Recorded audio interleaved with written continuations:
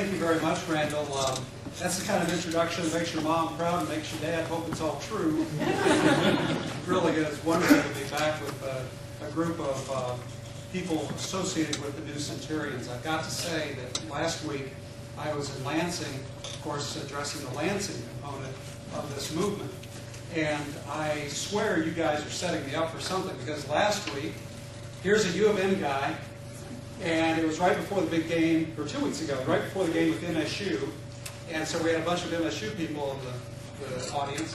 This week, it's right before OSU, Ohio State. We've got the Ohio State guy in the back, so I swear you guys are setting me up for something here. But it's all in good fun with the ideas that we bandy about here. And I am really honored to be part of a group of people. When I look, first of all, at you, I look at the people with whom I've worked, many of whom in Lansing with whom I've worked, and I enjoyed seeing their faces again. Some of you here are familiar to me as well. And it's an honor then to be with you, to address you, and it's also an honor to be part of this faculty that you guys have put together. People like Dan Perot and John Truscott, who are my colleagues in the Engler administration, and people like Clark Durant, a friend who goes way back and whom I enjoy very much over in Detroit. Well, on with the show here. Randall told me to, when we first discussed my participation in this program, he told me to treat any of the addresses that I would present as a graduate seminar. And so I've decided to be ambitious this evening. And I'm not going to be offering the light fare, sort of the typical after-dinner kind of thing that you do, say, in the rubber chicken circuit that you hear from, say, a politician. But I'm going to talk about some pretty heavy stuff. And hopefully it won't give you intellectual indigestion. But I would like to talk to you about nothing less than the decline and the renewal of American conservatism. Huge topic, and I hope you forgive me for trying to tackle so much in a short period of time. I'm going to condense all of this. It's going to be like concentrated orange juice instead of the watered down, add 4 cans of water version. Well, let's start with a definition. What is conservatism? By conservatism, I mean a constellation of ideas with which you are well familiar.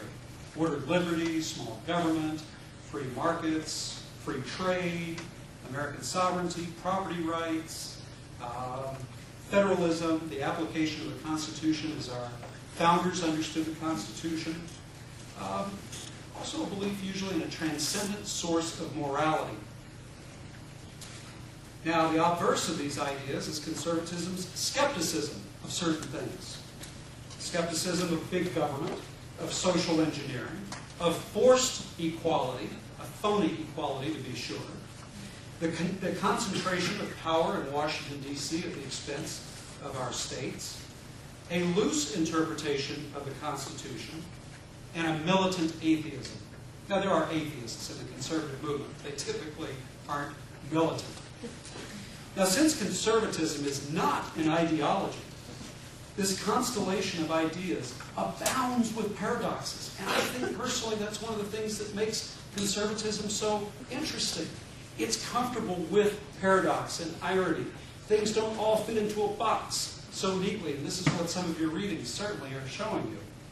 For example, there are those conservatives who emphasize liberty and those who emphasize virtue or order. Those who are reactionary in their cultural sensibilities and in their religious ideals, and those who are revolutionary in their embrace of democratic capitalism. And then even within free market capitalism, there are those who take Benjamin Franklin's approach. Remember, Franklin in the autobiography talks about an ascetic approach to creating wealth. You take the wealth that you earn and you reinvest it so it becomes capital in whatever your endeavor is, your factory is, as opposed to the Madison Avenue approach, as though you spend as though there's no tomorrow. Ascetic versus spending approaches even to capitalism. So it's not a neat, tidy package. But again, I find that intellectually stimulating. It's okay to live with that. That's what separates us from the ideologues. Now, we have a situation, if what I've described is generally recognizable as American conservatism, and according to many conservatives, conservatism has fallen on hard times. One proximate cause is the irresponsible leadership in the 109th Congress. I hardly need to remind you of what some of the shenanigans were going on from our GOP leadership there. The bridge to nowhere, I think, became a symbol for the Republican bridge to nowhere. They were absolutely not in tune with what the future of this country should be. I feel a little like Will Rogers. He was asked in the 1930s what political party he belonged to. Oh, he said, I do not belong to an organized party. I'm a Republican. Another and perhaps more important reason conservatism has fallen on hard times is the presidency of George W. Bush. Now, when I go back to 2000 and I attended the National Convention in Philadelphia that year, and I heard Governor Bush give an outstanding Burkean speech. Is the term Burkean familiar to you now based on the readings you've done? The speech talked about the little platoons of society that could have come right out of the pages, for example, of Russell Kirk. And there was great promise, I think, in George Bush's sense of what conservatism was and what his administration would do. Now, I'm not going to go through all the ways in which conservatives have felt betrayed by what happened in the 7 years. Let me just cite 4 works very briefly that illustrate what prominent conservatives have said about Bush. If you want an economist's critique of Bush, go to Bruce Bartlett and look at his book Imposter, subtitled How George W. Bush Bankrupted America and Betrayed the Republican Revolution. Obviously, a very strong sense of adherence to Ronald Reagan. Of course, Bartlett was an economist in the Reagan administration. If you want an academic critique, go to Jeffrey Hart, the emeritus professor of English at Dartmouth, one of the editors of National Review. He wrote The Making of the American Conservative Mind, and he believes that Bush became a very non-traditional, even anti-traditional conservative over the course of the last 7 years. His book was such an embarrassment in some ways that when to the Bush administration, that when National Review wanted to celebrate its 50th anniversary 2 years ago, everybody was going to get a copy of Hart's book, and National Review decided it was important to pull the book so as not to embarrass the Bush administration, because there were some really strong broadsides against the president.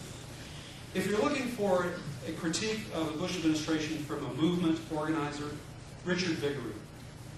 He's been called the funding father of the conservative movement. He's a guy who writes one of his most recent and scathing columns against President Bush, appeared in the Washington Post not long ago, and Google it, you'll see the words yourself. And then if you want presidential candidates and commentators critique, go to Pat Buchanan. Pat Buchanan and his website, The American Cause, has also launched a major critique of President Bush. You know, I'm not going to get into that at this point because I have a bigger objective today. I just want to lay the groundwork. You'll see the structure of my talk as it unfolds here. But in sum, we can just say that George W. Bush, fairly or unfairly, is regarded by many conservatives as responsible for downsizing Republican majorities in a number of legislatures and for fracturing the conservative movement. That's the perception, not invented by liberals, not just, foisted on the rest of us by columnists or newspapers, but among conservatives themselves. Well, now, during a period of decline, people always look back to some golden age. What was the golden age of conservatism? Well, for most conservatives, it was the Reagan presidency from 1981 to 1989. For the next few minutes, I'd like to tell you how that came about. I'm going to start with earlier history of the 20th century. As the U.S. emerged from World War II, it was unique among the nations. The United States was the only country to come out of World War II stronger at the end of the war than when it began the war. Much stronger politically, economically, and militarily. We absolutely dominated the world stage. So while Europe and East Asia were piles of rubble, essentially, America's GDP machine was just churning on. And that made possible such things as the Marshall Plan. Surely we were creating what could be called as a Pax Americana, an obvious allusion to the Roman Empire. Gone was the pre-war impulse toward isolation, We were now center stage on the world stage, and gone to were traditional agrarian life ways. Given the tremendous changes that were occurring, some governing philosophy was needed to address all the changes that we were experiencing as a people.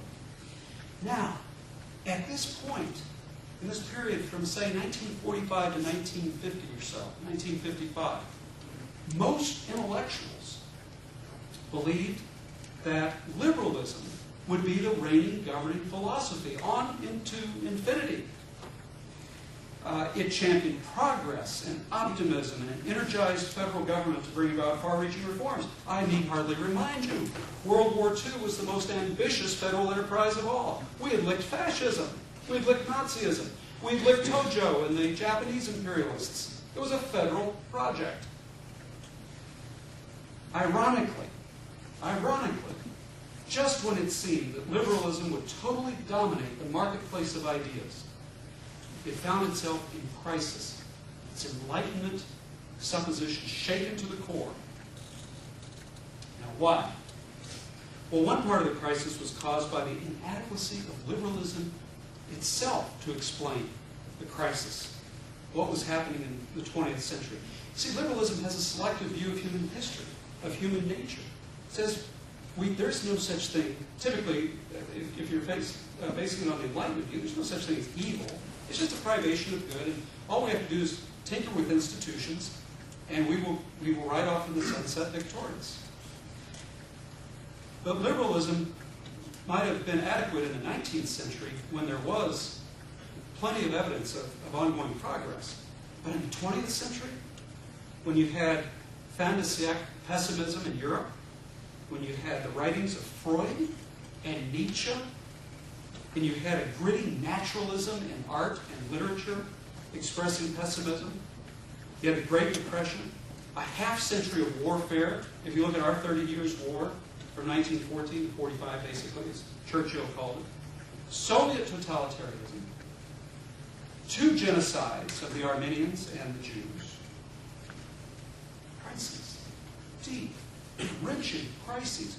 Europeans were losing their very faith. They quit going to their churches. Further, if liberalism were the true path to enlightenment, why did so many nations in the 20th century opt out of parliamentary-style democracies and follow the way, instead, of Marx, Lenin, Stalin, Mussolini, Hitler, Castro? After 1945, liberalism was shaken by a Cold War mentality, because it had to confront the specter of nuclear annihilation and our official policy, mutually assured destruction. This hardly fits in with an optimistic view of life and human nature. And even the 2 great successes of liberalism in the post-war era, I'm talking about the civil rights movement and getting the U.S. out of Vietnam, would be accounted from its perspective successes. Threw the nation into such deep self-doubt about any intrinsic virtues America really had. The critique of our country, the price we paid to get civil rights on board and to get us out of Vietnam, were truly horrendous. Ironically, where liberalism was successful, it had planted seeds of its own failure.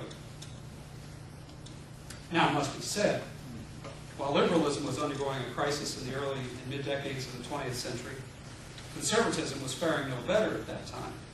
One looked in vain to find the early 20th century thought something that could be inspiring.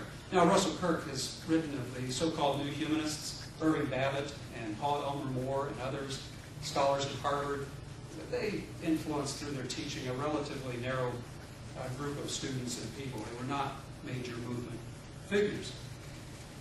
More characteristically, in the first half of the 20th century, conservatism was associated with social Darwinism and rather cold writings of Herbert Spencer, with the economic royalists that Franklin Roosevelt had critiqued, with a certain status quo, stick-in-the-mud quality. One thinks of somebody like President William Howard Taft, a guy who was sluggish. Of course, he's a big guy, sluggish in his temperament and hardly inspiring when put up next to somebody like Theodore Roosevelt, certainly not somebody who would appeal in a mass youth movement. And then conservatism was associated with so many opposition movements. It was, first of all, opposed to Woodrow Wilson's progress and sense of progress and optimism after the First World War and his beloved League of Nations, which went down in flames. There's opposition of Henry Cabot Lodge, for example. And then opposition to the New Deal a generation later, when you had, such presidential candidates as Alf Landon in 1936 and Wendell Willkie in 1940. These guys were against the New Deal and TVA. But they were opposed to things. A movement to be successful has to do more than just say, stop, we oppose you. It has to be for something. It is very appealing. This is what you've been studying, for example, in this class. Well, history has a way of surprising.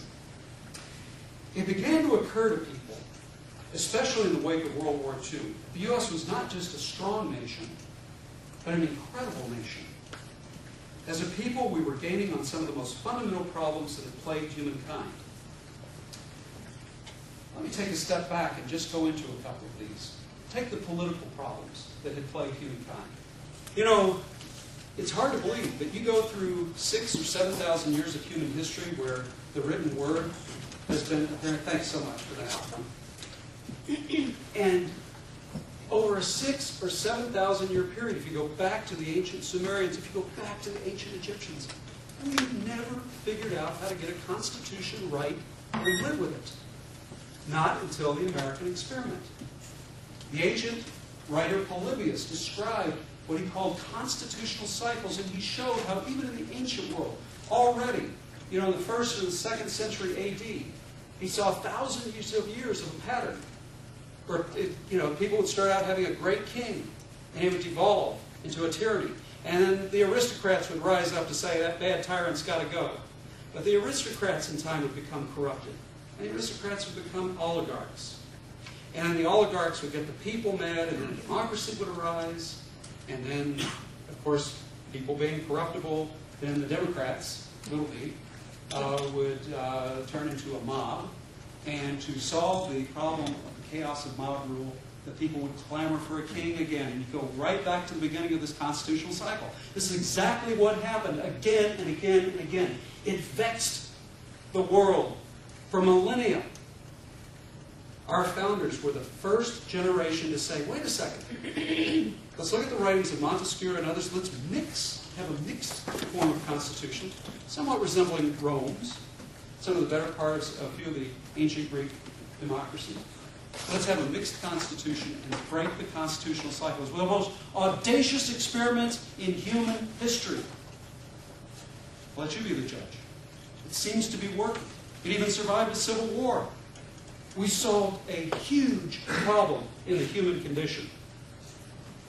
Or take the problem of individual rights, not just constitutions, but individual rights. I doubt anybody in this room has been arrested because of the church you go to, the way you worship your God or don't worship your God.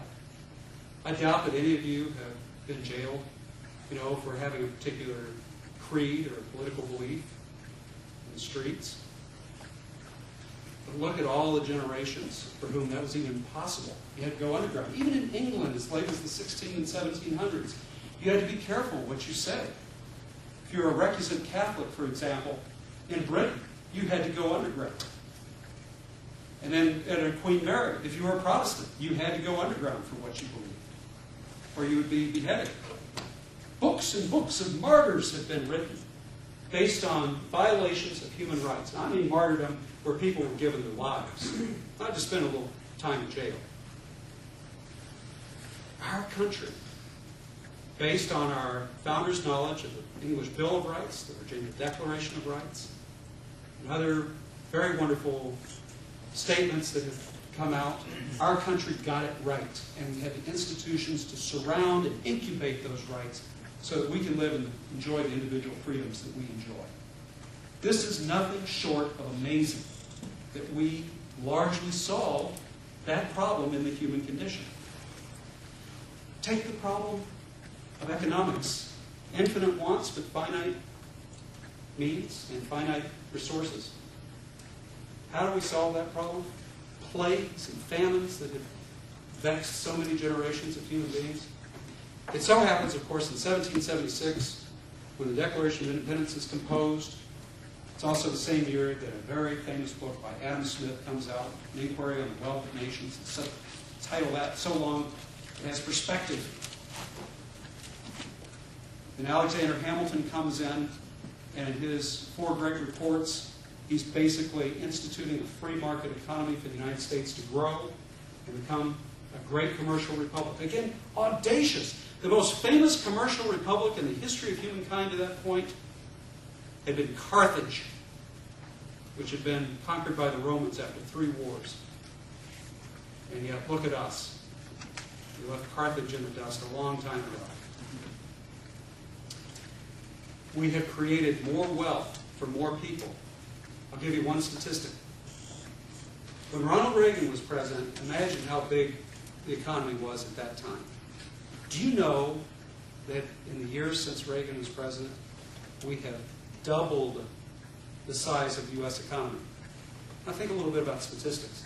You know darn good and well that it's easy to double. If there are 2 of us in a room, and I get 2 more people in a room, it's easy to double a low number.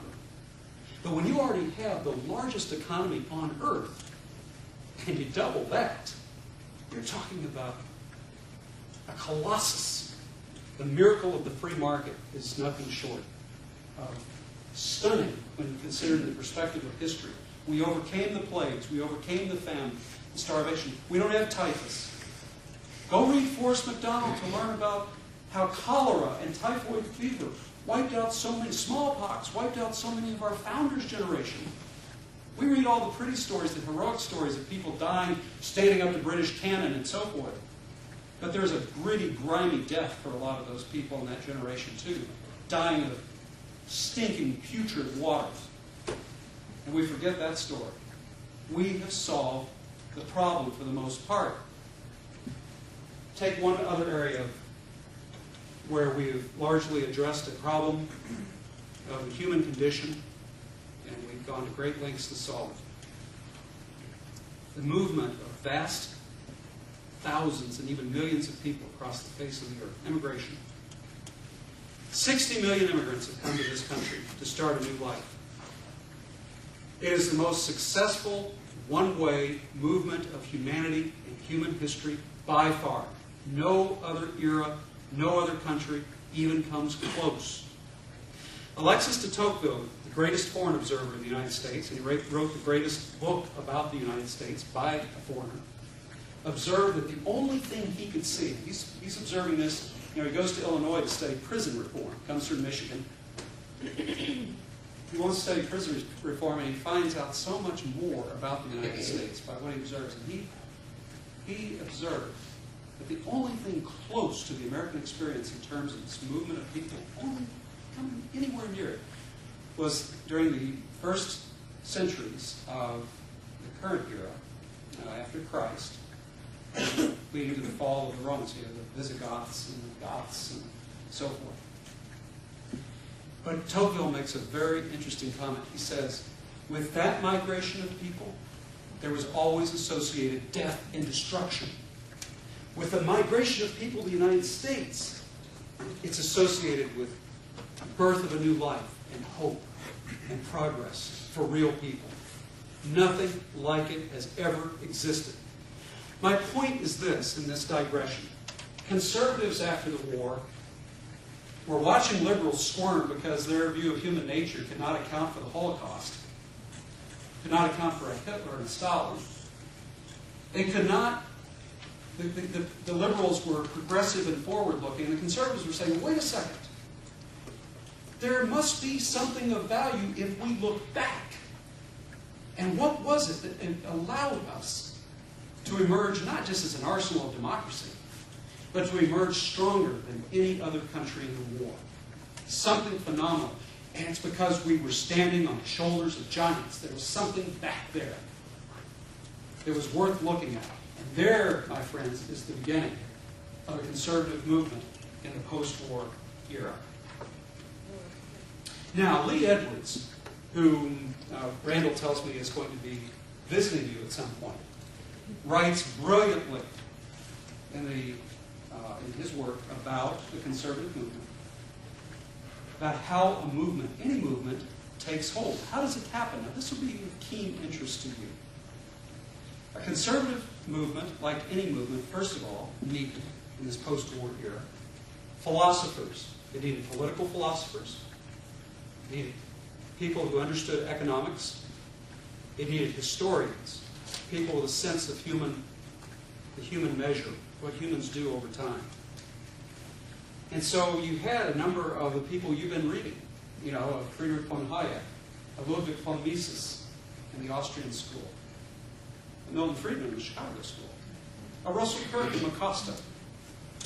You had a Richard Weaver teaching at the University of Chicago. You had the futurist, Frank Meyer, writing. You have the philosophers who explain what this movement means in broad context.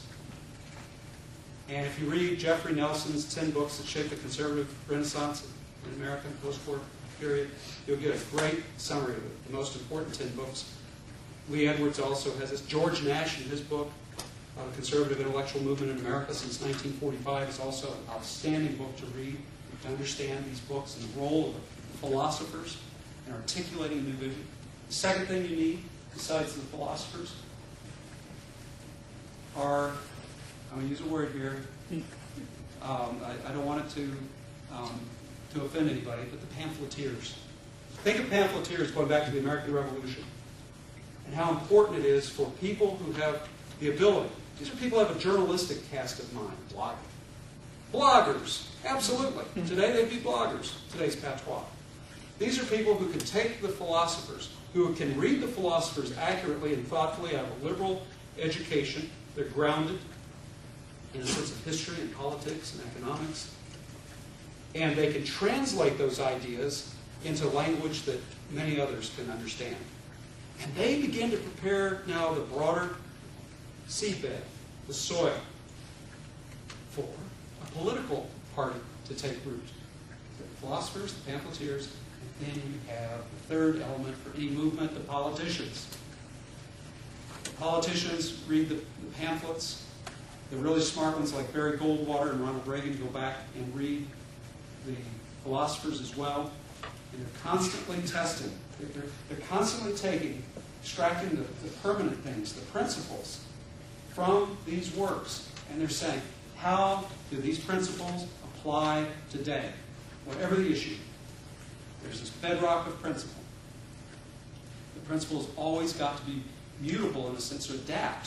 The principle doesn't change, but the way it adapts does. So you had Barry Goldwater come along.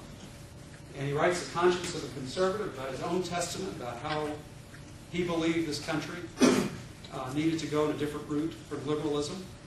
And he runs for president in 1964 and is blown away. Part of the reason, as I teach in one of my history classes at Grand Valley, is that the sympathy in the Kennedy assassination was huge, and Johnson was able to take advantage of that and win in a landslide. But don't be fooled. There was a conservative subcurrent, and a mere 16 years later, looking back on it, it was not that long afterward, Ronald Reagan becomes president. He almost won in 1976. At the convention, the GOP convention in Kansas City in 1976, he challenged President Ford, our hometown hero here. He almost stole the show. What did he say?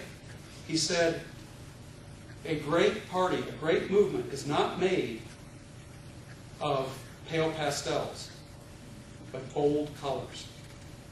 He thought Jerry Ford was pale pastels. And Reagan was saying, look at me, I'm the bold colors of the future. Reagan succeeded brilliantly in fashioning a coalition. And I want to talk about the two great unifying individuals in this conservative coalition. The golden age I'm talking about, and this rise out of the ash heap of liberalism. The first great unifier of the conservative movement came on the scene nationally exactly 52 years ago this month. In the first issue of a magazine, you know, it's called National Review. And in that first issue, William F. Buckley said, the purpose of this magazine, in this time, in this place, is to stand athwart history, yelling, stop. I'm quoting, stand athwart history, yelling, stop. In other words, don't just buy the progressive impulse, the liberal impulse to ever be looking forward. These strengths of ours come from standing on the shoulders of giants. What is it from the past? The whole thesis to this point. And Buckley, the pamphleteer, was going to dedicate himself to exploring those strengths and applying those principles that we've talked about to particular political problems. He was a unifier because he brought together three groups of people who were looking for a leader, and Buckley was their leader. He brought together the anti-communists, the staff in the McCarthy era. He brought together the libertarians, and he brought together traditionalist Catholics, because he himself was a traditionalist Catholic, with strong libertarian instincts and viscerally anti-communist.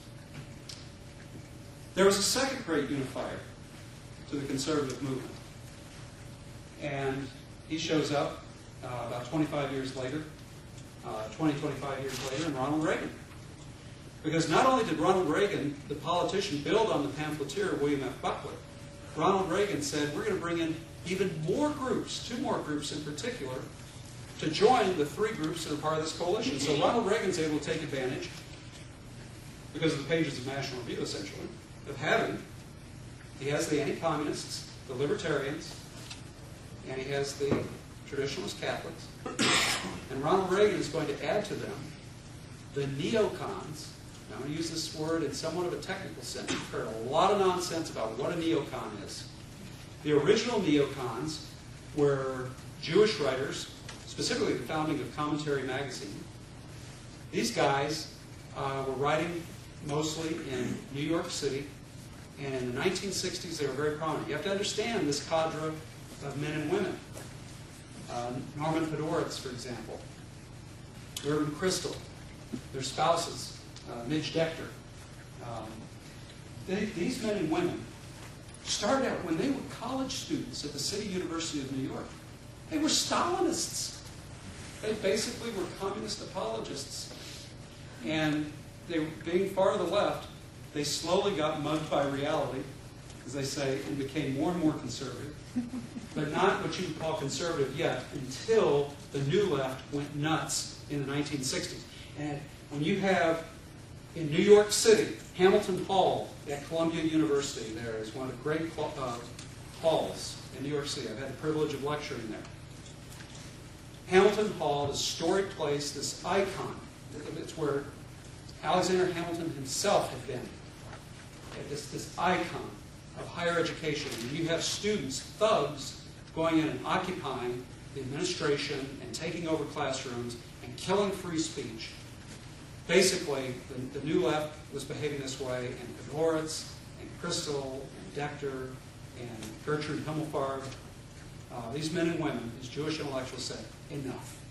We have nothing in common with this nonsense, this silliness. This is debasing political currency.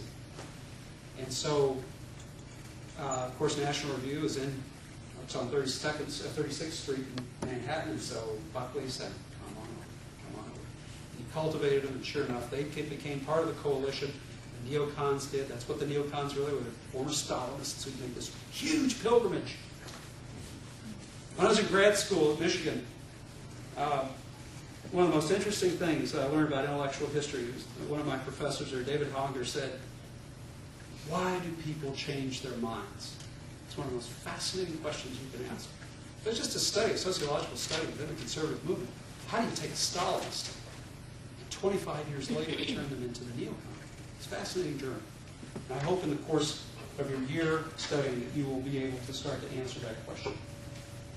One other group, a fifth group, will round out this coalition.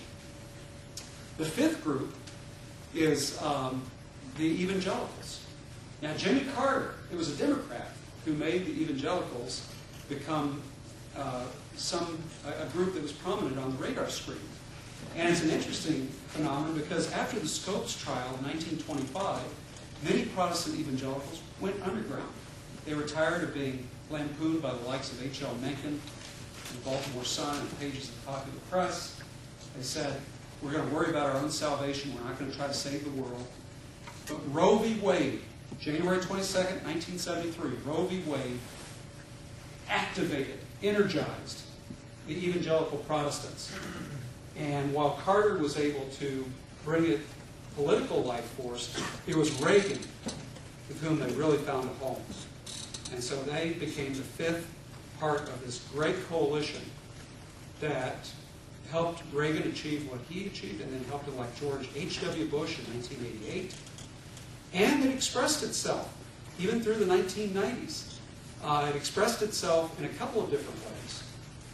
The 104th Congress, when Newt Gingrich and all those Republicans take over Congress in 1994, that dramatic November night,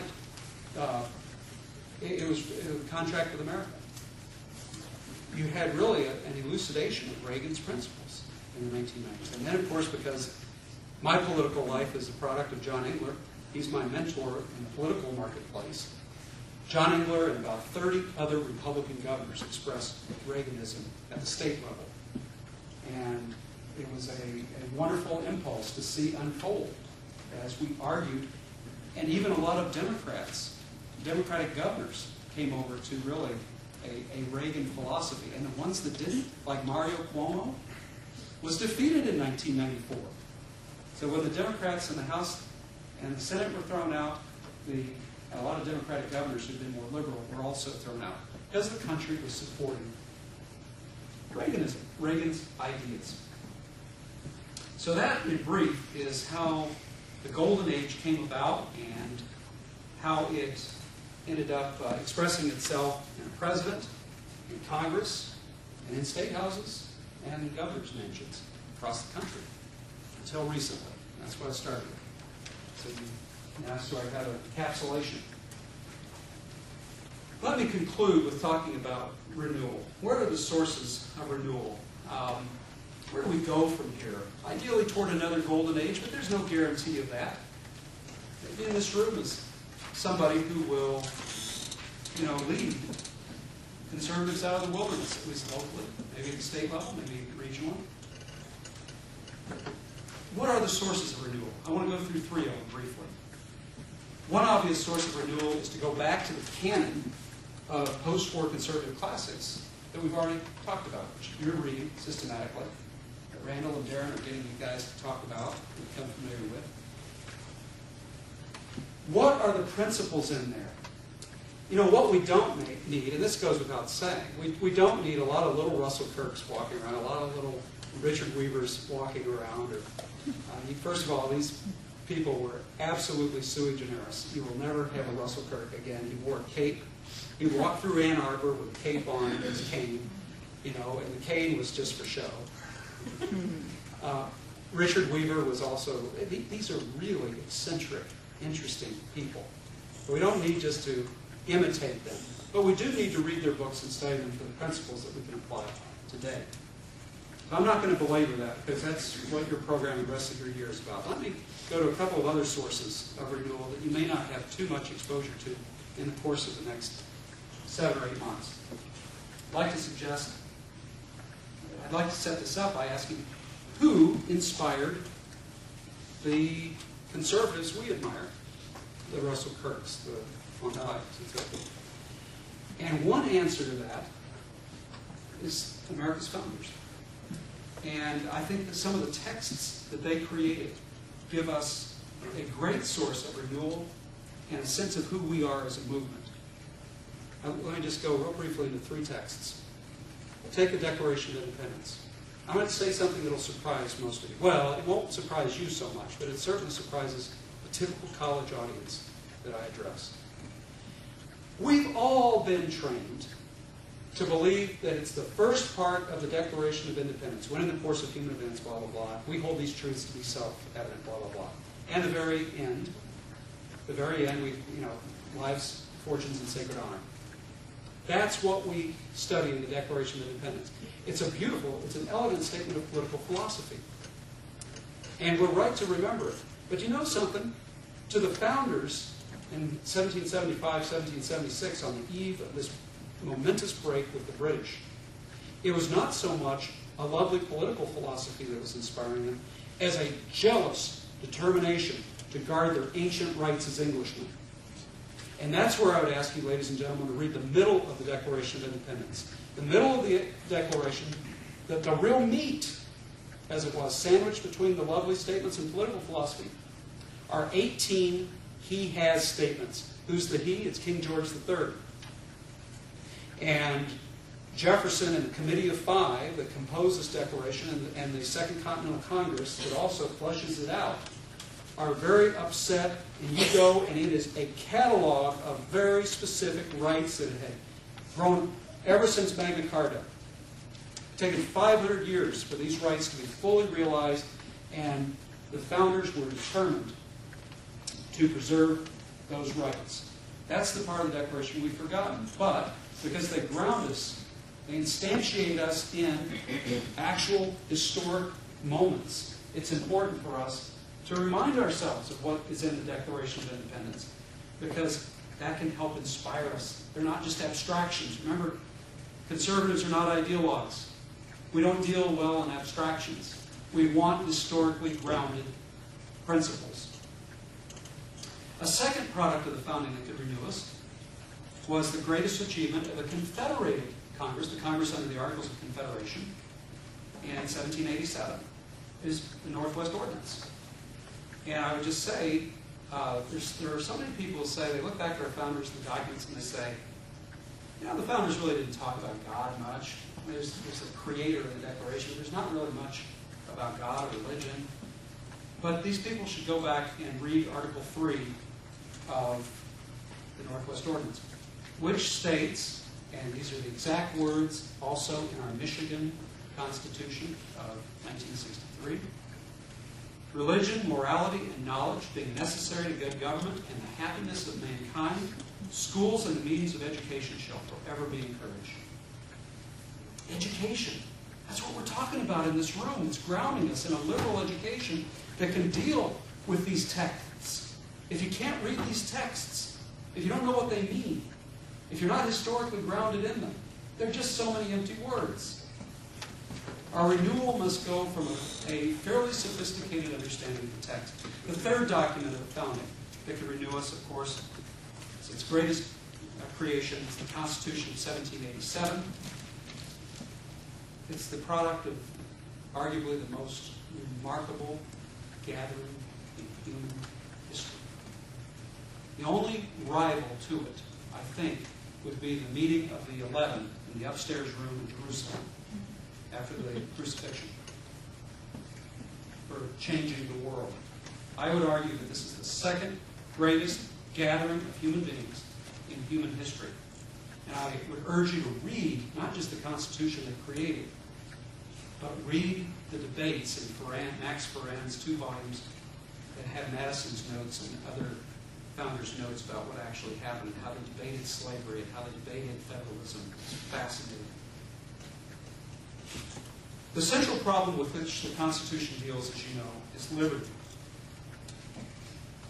And it talks about federalism and dividing power, checks and balances, but that's not all it does for liberty. The founders' understanding of the idea is strikingly illustrated in the Preamble. One sentence composed by Gouverneur Morris, 52 words. Listen carefully.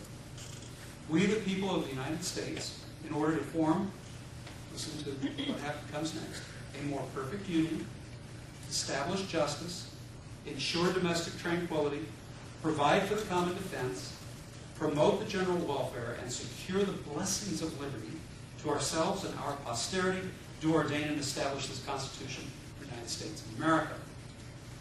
Now, these ordinary words pack extraordinary meaning.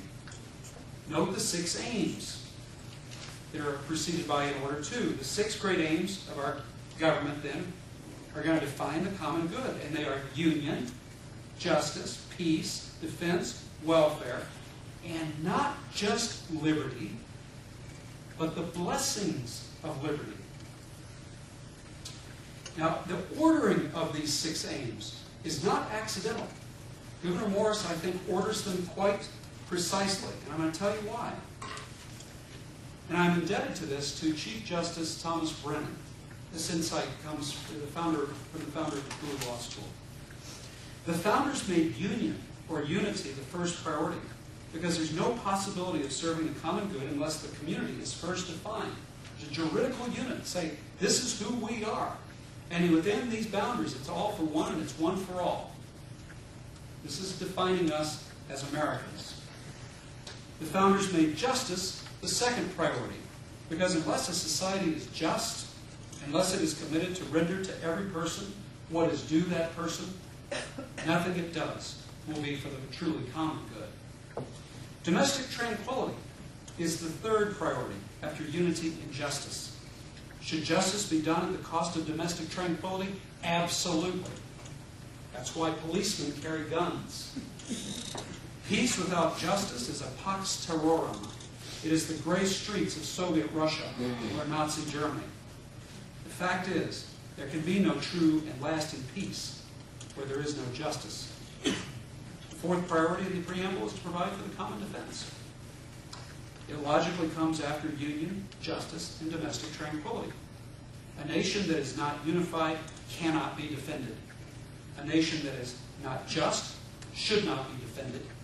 And a nation that is not at peace with itself will not be defended. Just witness what happened to South Vietnam in April of 1975.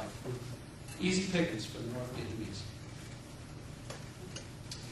The fifth priority is the one politicians, lobbyists, many journalists, bureaucrats, citizen groups give the most of their time and attention to, promoting the general welfare.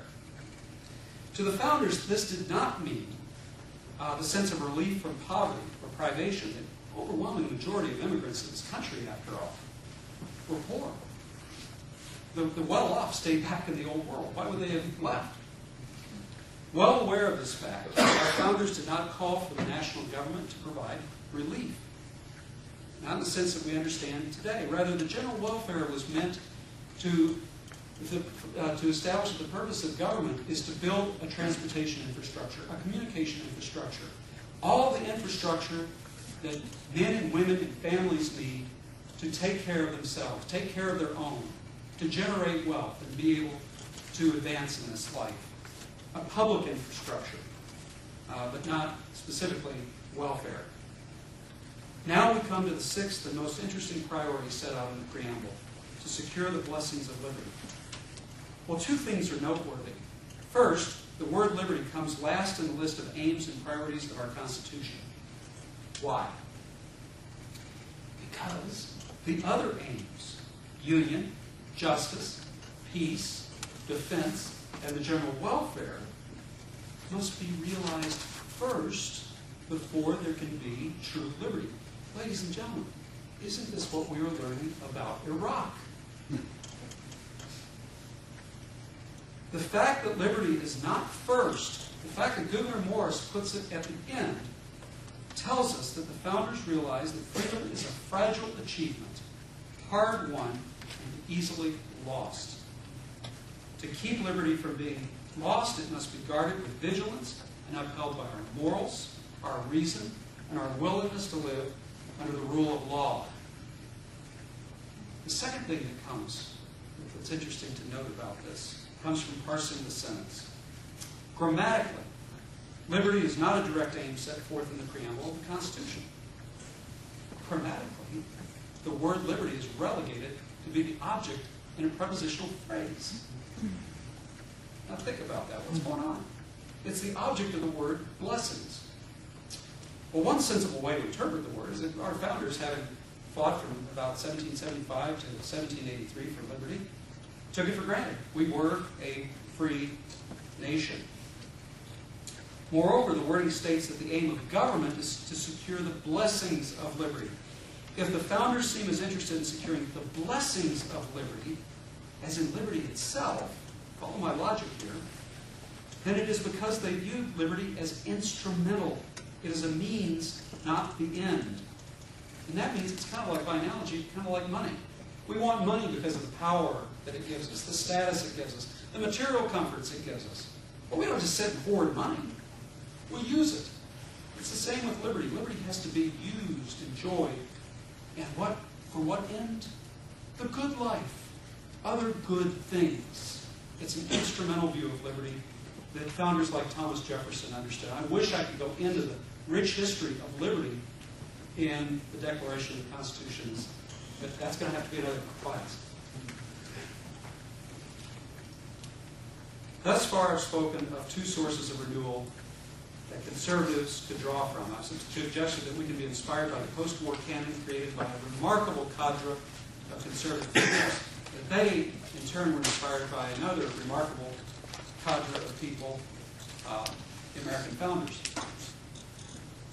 Who inspired the founders?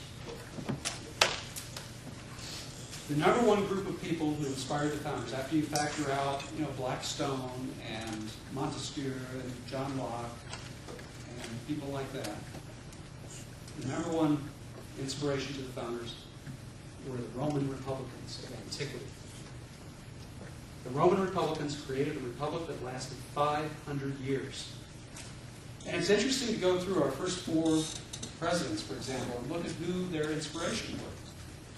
So, for example, with George Washington. George Washington was regarded by the people as a Cincinnatus.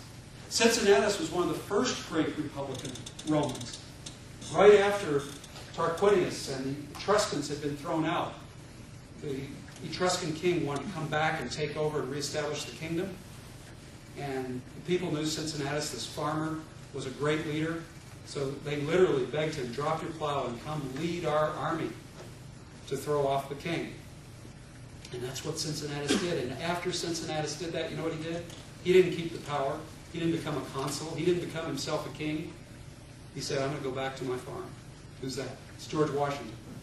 And remember what King George III said about George Washington. George Washington abjured power again and again and again and again. He had the opportunity at Newburgh, he had the opportunity at other places, at other points in the American Revolution, to seize power, lead a military junto to take over the Confederated Congress and say, you need to do right by the soldiers of this war. Our founders have been sacrificing for 8 years. You have not paid us enough. George Washington had every excuse in the world to be another South American dictator. He never did it. At Newburgh, the conspirators came to him, the officers came to him and said, we beg you, march on Congress. One fellow said, we'll make you a king. We'll call you a king. John Adams tried to make George Washington as much a king as possible. Washington again and again said no. On Christmas, on that journey back to Mount Vernon in 1783, he finally gets back to Mount Vernon on Christmas Eve. But he stops in Annapolis, and you can go to the state capitol in Annapolis to this day, and you can see the wax figure of him giving up his military commission. He was the most powerful man on the North American continent. He willingly gave up power. King George III heard all these stories about Washington, and he said, if everything I hear about George Washington is true, he's the greatest man who ever lived. That's why we revere Washington. Even our enemy recognized it, that this was the model of Republican virtue, of true statesmanship. This is why he's unanimously elected, not once but twice in the Electoral College. This is why he's made the President of the Constitutional Convention. There is no peer to George Washington among that constellation of great founders, of the Hamiltons and all the rest. No one could measure up to Washington. No one could look down on him. They all looked up to him, no matter what their physical height was. You know who Washington thought of himself as? Not Cincinnatus so much. He thought of himself as Cato the Younger. Cato the Younger now, you have to go fast forward to the end of the Roman Republic. And Cato the Younger is the Roman who resists Julius Caesar. And he's willing to die for the Republic. And he says, one of the last things he says to his sons at Utica in North Africa in the final battle with Caesar is, I would rather die a free man than live as a slave under Caesar. And so he kills himself. And I wish I had the time, again, there's another talk I give where I talk about just the Roman Republicans. It is a dramatic, go to Plutarch's Lives. You read one of the most dramatic, you can make a mini-series out of this stuff. It's a lot better than Desperate Housewives. Then take another founder. Take John Adams. Take our next two founders, John Adams and Thomas Jefferson, who served as president. Who did they admire? They admired the greatest lawyer of the ancient world, Cicero. Cicero, by the way, is the guy who invented the detective novel. Cicero is the one who would go to the Roman Forum to argue his case, and he laid out the structure. Let's put all the pieces in place. Let's engage the jury. Let's engage the public that's watching. Let's keep them all, and I will take them. I will lead them step by step. So we eliminate. Incredible logic. This process of elimination, he would construct his cases so brilliantly. And then Agatha Christie comes along. Arthur Conan Doyle comes along later. Basically inspired by Cicero's method. Cicero was not just a pretty storyteller. He also was willing to die. The Roman Republic, when it was decaying, was a very sad affair. Mark Antony was one of the brutal men in the triumvirate who were trying to aggrandize their own position. And Cicero had attacked Mark Antony many times in forum. The Philippics, great speeches, some of the greatest speeches ever produced by a man. They're called the Philippics. And Mark Antony got the permission of other Roman leaders to have Cicero assassinated. Read Plutarch. Cicero is on this litter on his way out of Rome. And the assassins approach. And Cicero knows he's covered. His hair is longer now, and it's covered in dust. His face is covered in dust from all the fleeing people on the road trying to get out of this chaos. And he sees his assassins coming. He knows exactly what's going to happen.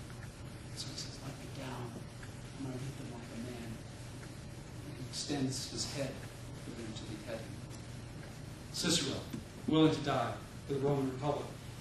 Mark Antony had instructed the assassins to take the three things the communicators communicate with the most, besides their eyes. Take the two hands, so cut off Cicero's two hands and take the tongue and nail them to the Roman rostrum back in the forum. And that's exactly what the assassins did. And one woman took toady to Mark Antony and stuck her hat pin through the tongue of Cicero.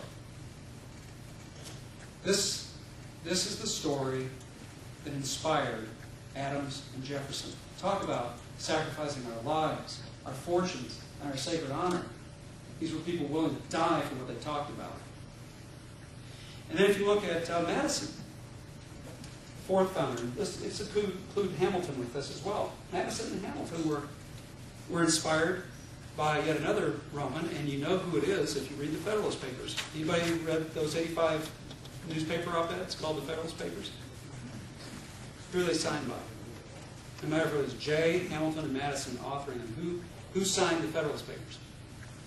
Did they sign their own names? No, it was Publius. Who's Publius? Publius was the first great ruler of the Roman Republic. Publius wanted to get the trust of the people. The bundles of wheat represent the people, and the axe represents the authority of the state. And they surround you. Next time you're watching C-SPAN, you'll see them there. Well, it's an ancient Roman symbol from the time of the Republic, and the tradition already, when Publius would come down the street, these lictors, these people who would accompany him, would hold up the sheaves of wheat with the axe in them. They'd hold it high and say, "This represents the majesty of the state in our consul." Publius said, no, I don't want that. You lower those. Lower the fasces beneath the heads of the citizens amid whom we walk. Again, its power, it takes a step back from its power, that humbles itself, that realizes that it's serving people, it's not lording over people. This is who inspired Madison and Hamilton in their campaign to sell the Constitution in those 85 newspaper columns that no one can read today, because we're not well educated enough to read them and understand them. But these are the Roman symbols. This is what was packed. When you see Publius at the end of one of those 85 newspaper columns, that's what's packed. That's the meaning you can unpack from it. So the Romans had a huge influence. Finally, Russell Kirk makes this point very well. He said, of course, it's not just the Romans. It's the entire patrimony of Western civilization that has gone into making this country what it is. And if there were another time and another day, another class, I would take you through an exercise. I'm just going to summarize it, what I typically do with groups. I presented this exercise to the Michigan Supreme Court, Cliff Taylor and the rest. I presented this to the appellate court. I presented it to high school students, college students, young professionals, a whole mix of people. Eileen, maybe you've heard this before. It's my desert island books. Desert island books. What I do is I take people through a little mental exercise and say, what if we were the last Americans? Say there was some terrible biological terrorist thing that came through and wiped out everybody, and this room is the last group of Americans alive. You get offshore, we have a little boat, and we can get offshore, and let's assume that we know we're going to an island where our medical needs, our shelter, our food, our clothing will be taken care of. All the material necessities will be taken care of. Now we have to think about our hearts, our minds, our spirits. We have only room, we're going to get all of us on that boat, for 5 books. Just 5. We've got to decide in the limited amount of time we have what 5 books we're going to take with us to this island, because we are American civilization.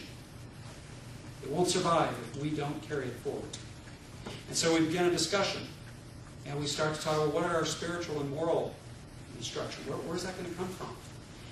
And you know, every group, I've probably given this talk 40 times, every group always says at the end of the day, the Bible. Now, you have smart alecks. Somebody will say, oh, we'll take the Kama Sutra. No, at the end of the day, after all the smart alecky stuff, it's the Bible.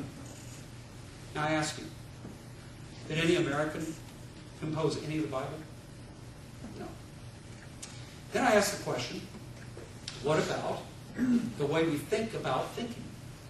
What about epistemology, philosophy, metaphysics, the right rules of thought, the 3 rules of thought? We were talking about the law of the excluded middle, for example, in the break, one of the 3 great rules of thought. How are you going to teach that? Is there a single volume that you will take with you? Every group, every one of these 40 groups has come down to taking either Plato or Aristotle. Plato or Aristotle. And I ask you, did an American have anything to do with writing Plato or Aristotle? Then I ask them, okay, what about our language? The beauty, the majesty of the English language. What do you do for that? And of course, every group, after they talked about, Woody Allen and his humor, sort of cool, hip stuff, and like at the end of the day, those groups come down to Shakespeare. They want that 1 volume, that big, unwieldy thing you get at Barnes & Noble for $17.95 with a gold leaf around it. They want Shakespeare. Did any American have anything to do with writing Shakespeare? It's true that one of the ships that was coming to provision Jamestown Colony went aground, and that became the inspiration for The Tempest. But other than that, there's not a whole lot of America in Shakespeare. And what about economics? How are we going to barter in this island? What are we going to do to trade and get a sense of fairness in the way we distribute our resources? Is there one book that expresses the principles by which we'll live economically? Ladies and gentlemen, every group comes back to one book by Adam Smith called An Inquiry into the Wealth of Nations. Did an American write that? No. I ask you, do you not find it remarkable? Do you not find it intriguing that the heart, the soul, the mind of America is found in non-American produced works? Our hearts, soul, and mind come from ancient Jerusalem, ancient Athens, ancient Rome, London, Glasgow, Stratford. Is this not remarkable? Does this not tell you something about who we are? We see on our dollar bill that we're a novus ordo seclorum, a new order of the ages. And yet, look at how we anchor ourselves in the past. The last books that we could take with us to an island, and not a one of them by Americans. Does that not just knock the socks off of you? The only American book, so I'm cheating a little bit for the sake of time, by asking about their political ordering. How are they going to order themselves politically? And they say, oh, we want the Constitution, the Declaration, we want Articles of Confederation, and Federalist Papers. You can get that, all that in one volume. I say, okay. If you have actually read the Federalist Papers, you know you need to know what? Roman history. Because there's more Roman history in the Federalist Papers than anything else. Because they were interested in the story of ancient republics.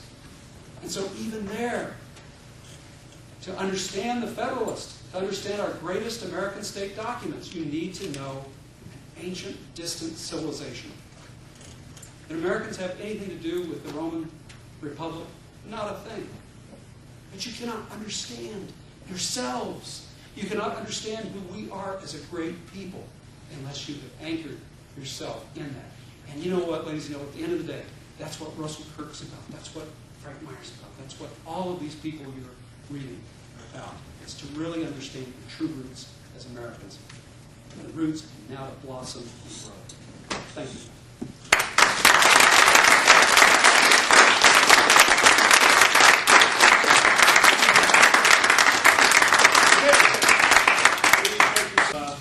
No limit?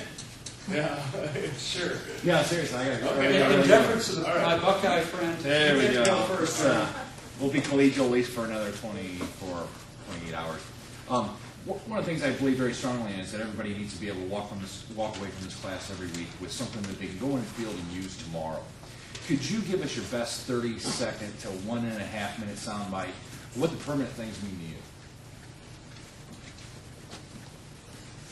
The permanent things are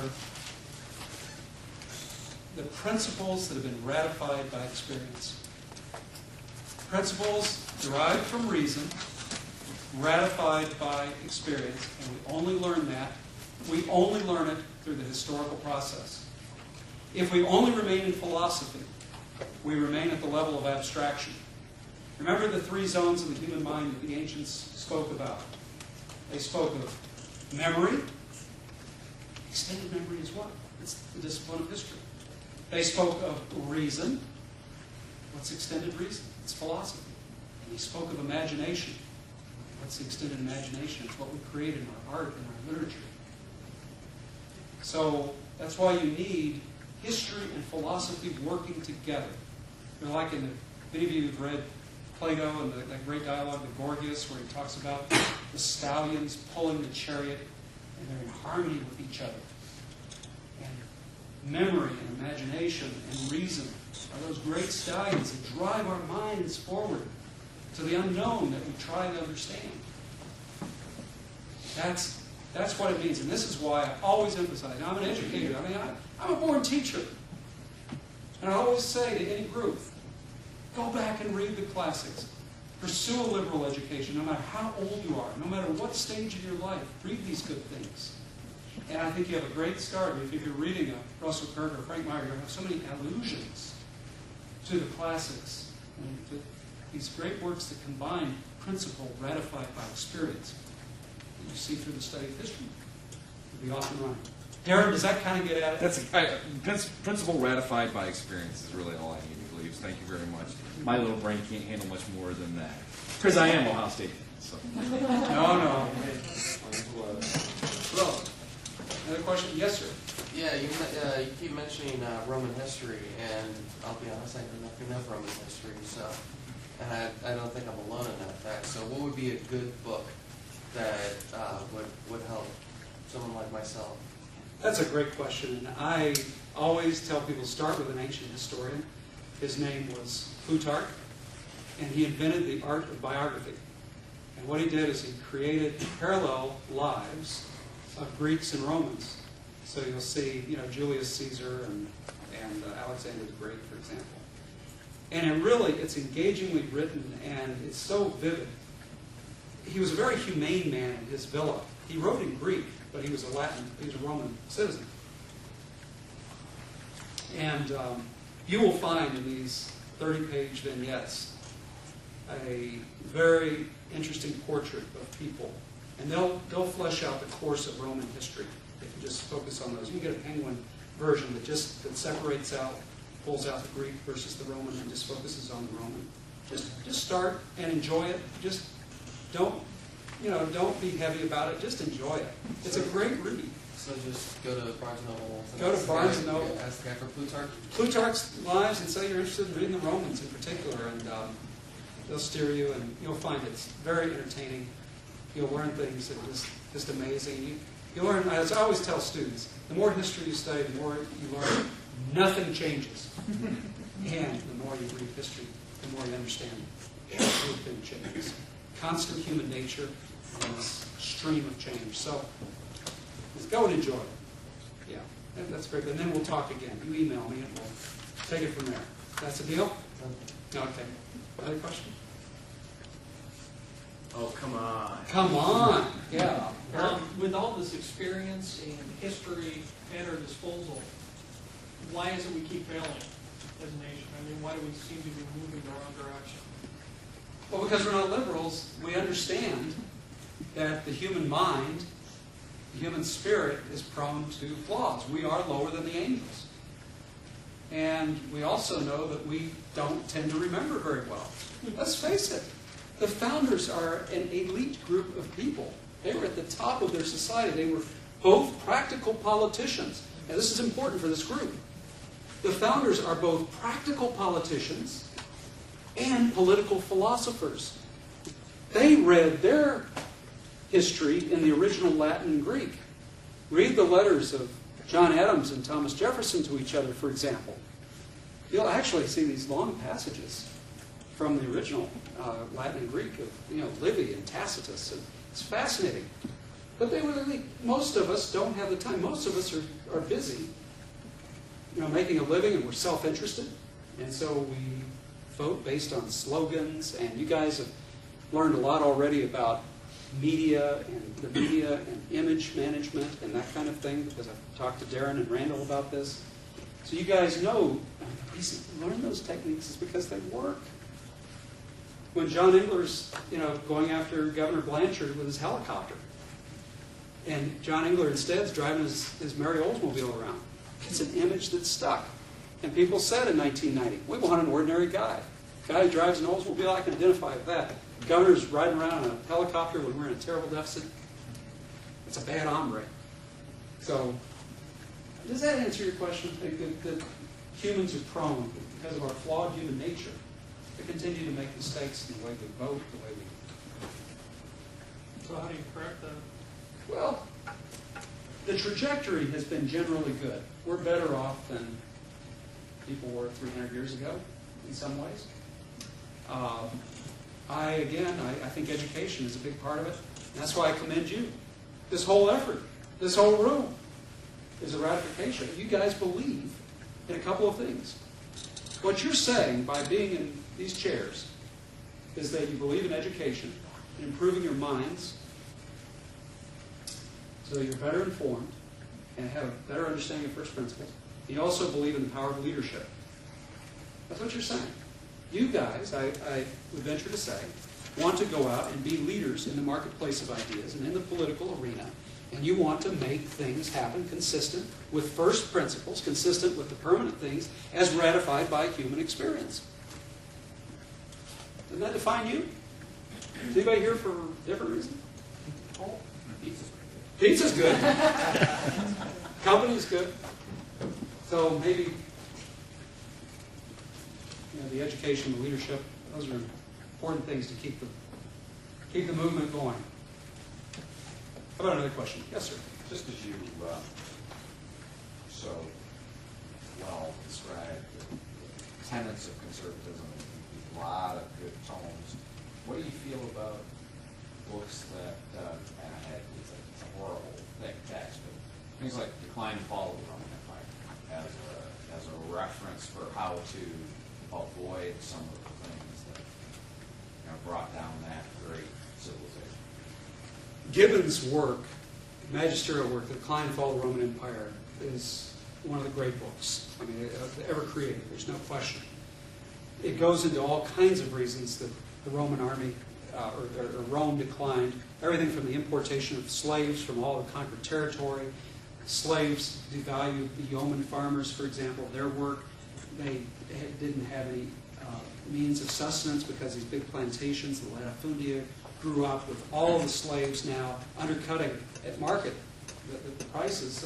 Agriculture and illegal aliens? Yeah. There are some parallels. I'll let you draw them. So you have all these wonderful examples of decline, but the reason most conservatives do not like Gibbon, and I'll put it right out on the table, he's anti-Christian.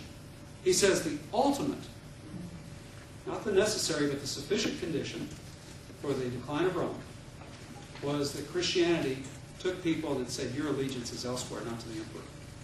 And people quit serving in the military. Some people go underground and not pay their taxes.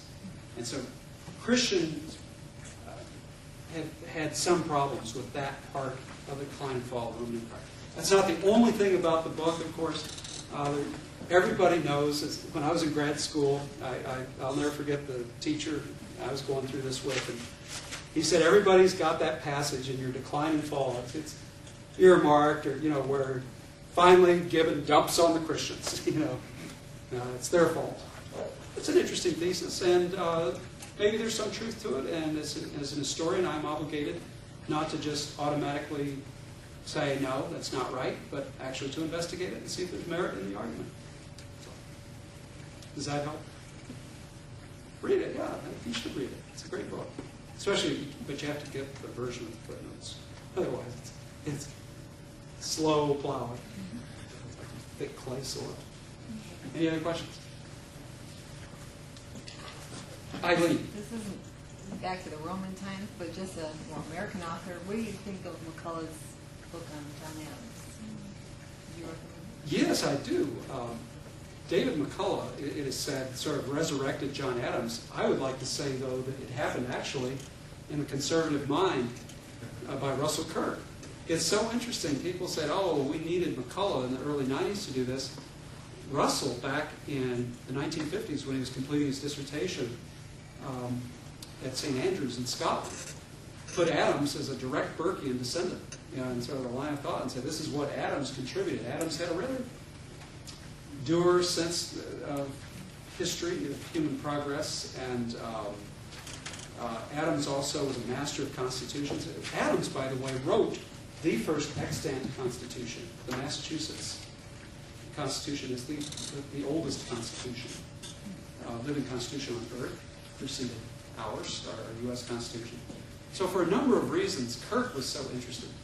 So if you want a 30-page, kind of a Plutarchian gloss on John Adams, start in a conservative mind with Chapter 2 on John Adams, and then read McCullough. McCullough, I mean, it's, what, 800 pages? It's long. It's long. But it's very vivid. I mean, who can forget that opening, those opening paragraphs in McCullough's Adams? McCullough's not a professional historian. He's a journalist. Man, can he write. I mean, professional historians ought to try to write like this. But who can forget the opening where McCullough is trying to convey how difficult it was even to travel to a constitutional convention, trying to get on horseback from Quincy down to Philadelphia, and the rain, and the cold, the chill. Oh, it's vivid. You see what sacrifices our founders went through. It's magisterial. So, yeah, good stuff. Was there another question? Yes, sir. No, that's fine. Please. You mentioned that the diversity of thought in the conservative camp is what really separates us from the ideologues on the other side.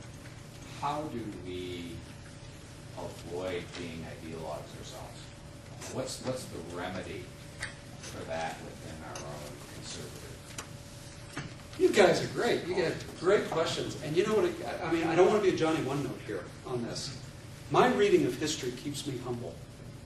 Because when you see all of the progress and folly of past generations, all of the dreams, the abstractions, the dashed hopes, and you look at all the failure that came about, you see that life is filled with irony and paradox, unresolved tensions.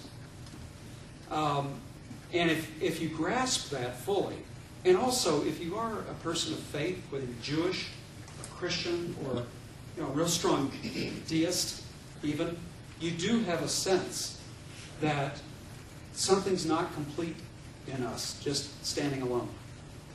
And because we're not complete, there's no way our little minds can grasp the wonder of this universe. One of my children is fascinated by physics, chemistry, subatomic particles, and he explains to me the very thing. When he told me this, I said, Ian, this is exactly what you read in Pascal.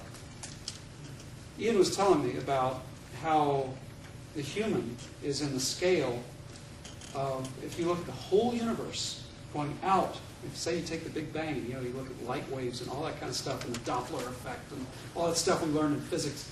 You go all the way out to the edges of the universe, and you have all these zeros describing the size of it. You look at how puny we are. Do you know that the subatomic level goes that small correspondingly? Now, if this is not a statement that'll make you humble, I don't know what will. There's no way. We've got it figured out. We know just enough to see through a glass darkly and kind of muddle our way through. And beyond that, by golly, as a historian, I'm going to look at human experience. What are the odds that X is going to work? As Burke said, history is the study of change over time. You cannot stop change. You will not stop change. And so what you do is you look at what is prudent change. This is why the greatest virtue of conservatives, Russell Kirk would argue, is prudence. Prudence is the ability to say, we're going to harness change, we're going to work with the change, we're going to make sure the change is in harmony with human nature. We're not going to be ideologues where we try to go against human nature.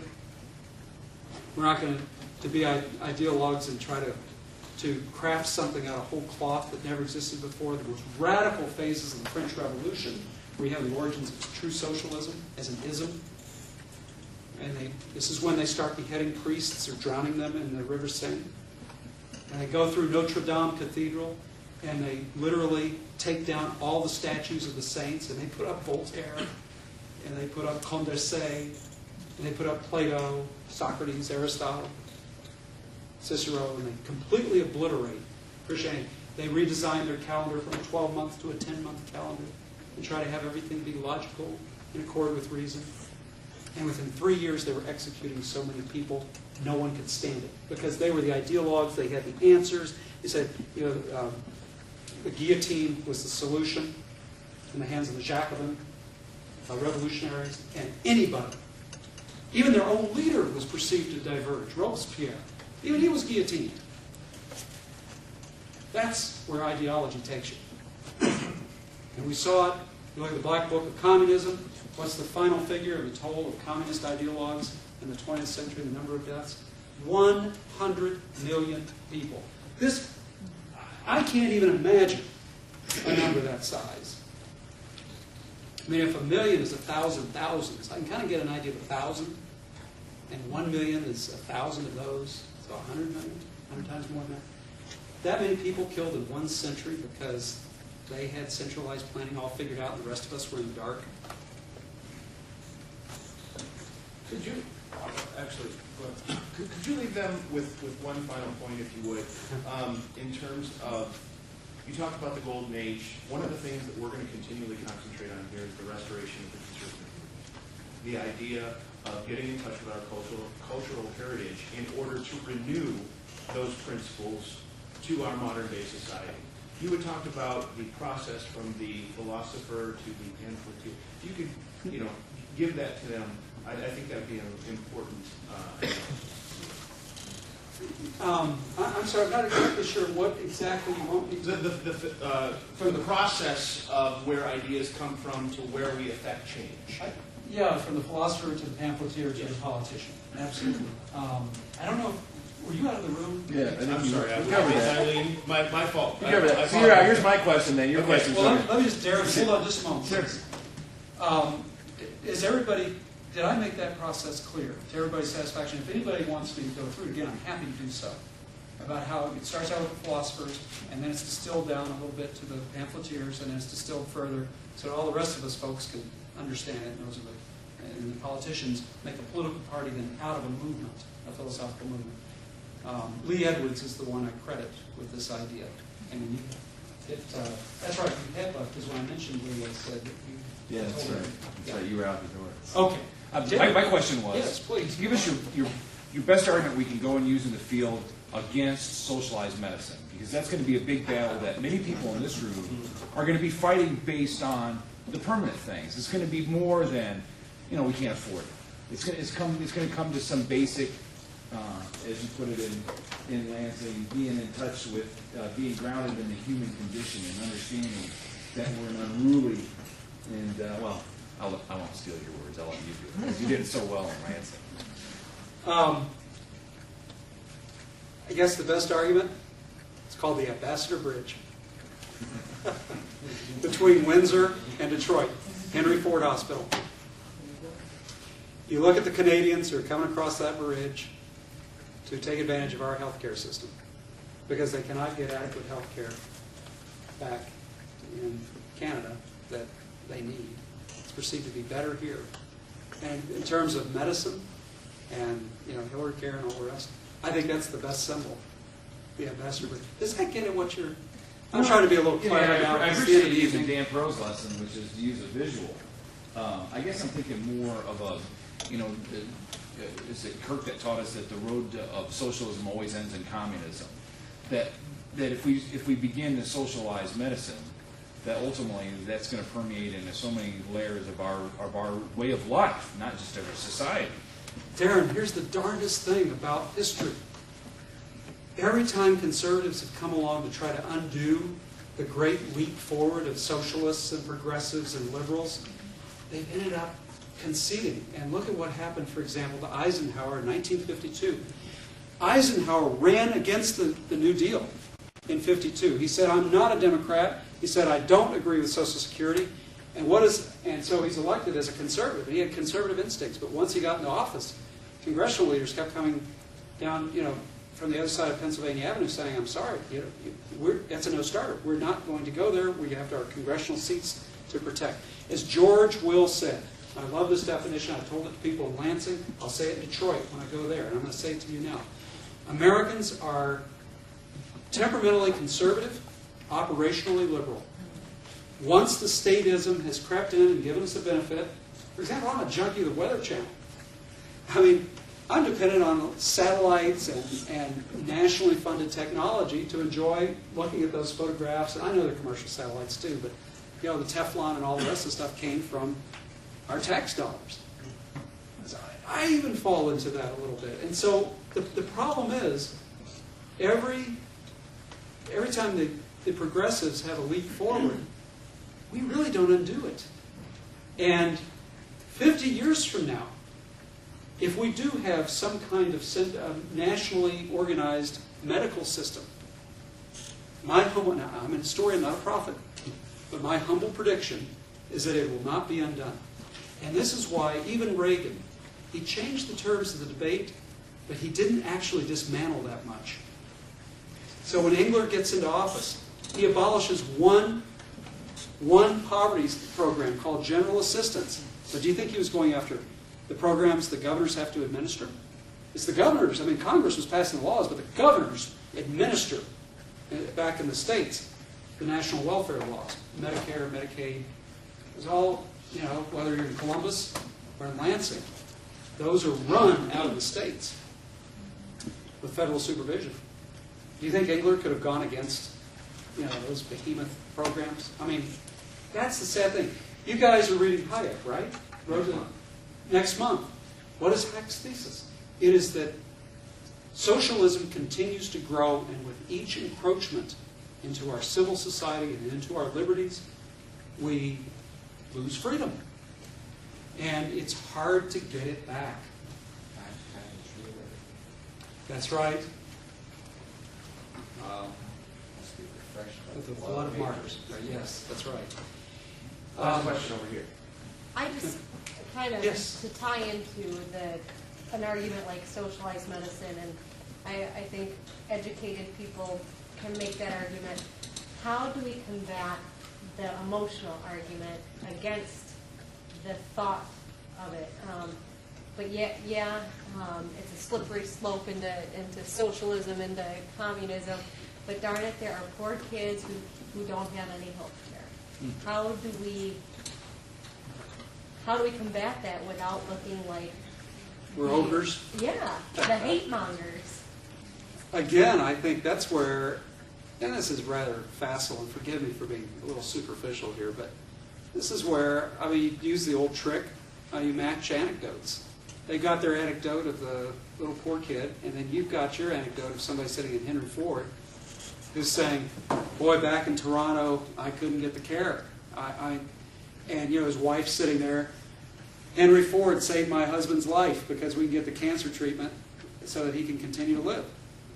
I mean, you're matching anecdotes. And getting into a spitting contest with a liberal, you often do come out on the losing end because it does look less humane. And we do have to be, Bush was trying with compassionate conservatism to say, look, we aren't Herbert Spencer. We are not cold social Darwinists who are just going to say we're going to let the forces of nature and human nature take their toll, and if you don't lift yourself up by the bootstrap and you are in the street, you deserve to be there.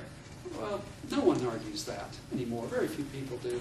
Certainly, very few people would come out and say that in public. Marvin Olasky, I think the way to approach it, and if I'm going on too long, tell me to sit down. I could keep talking about this stuff all night. Marvin Olasky wrote, he got his PhD at the University of Michigan. He's down at the University of Texas. He teaches journalism. He's a journalism teacher. He wrote a book called The Tragedy of American Compassion in the mid-1990s. One of the most important books that was written in the 1990s.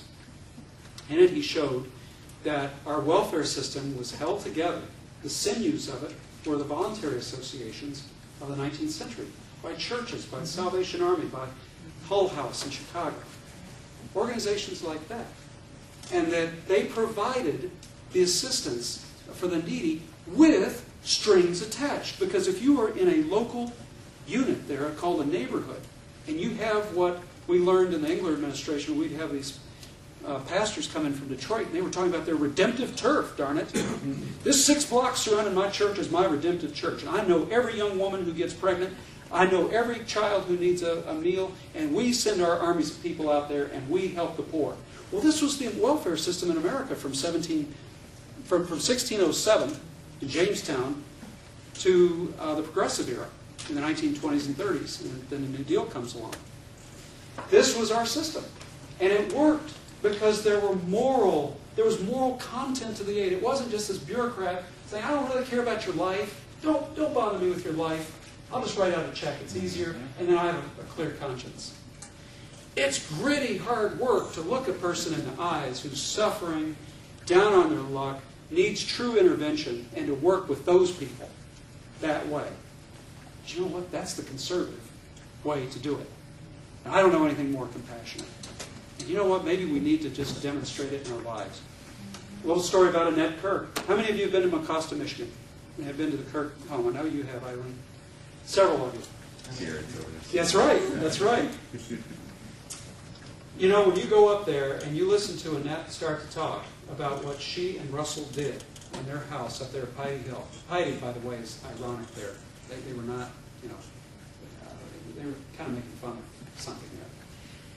But what they were doing in Mecosta is they had refugees from around the world. They had a lot of refugees from communism come in, and they would provide assistance. They had families from Africa. They've had families from, they had Clinton the hobo, who was one of the greatest poets Russell ever knew. In fact, Russell wrote his short stories and wrote his own fiction based on his conversations with Clinton, who's buried next to Russell up in St. Michael's Cemetery up there in Remus. Annette and Russell just lived it. They just did it. They had people in their homes, and I have such great admiration. They didn't just talk about it or write about it. And it's kind of like in the abortion debate, the liberals like to say, oh, you're pro-life, well, how many babies have you adopted? Kind of, it's sort of the nastiest part of the Planned Parenthood thing is to kind of come at you like that. Are we a little guilty? In all humility, do I do enough? We're coming up to Thanksgiving. I drive by and I walk by homeless people every day on my way to work. And I see people walking out of the missions. Do I do enough to make sure they're going to be fed on Thanksgiving? Shame on me. I should do a better job. We all should, I venture. I don't want to end on a downer. No. Oh, well, thank you. Appreciate that. Well, you guys have been a great audience. These guys are given A+. Lansing's got a little catching up to do, I think, in the question category. Yeah. Oh, yeah. These guys are a little bit more aggressive with questions. It's a little more fun. Ladies and gentlemen, Gleaves Whitney. Hey.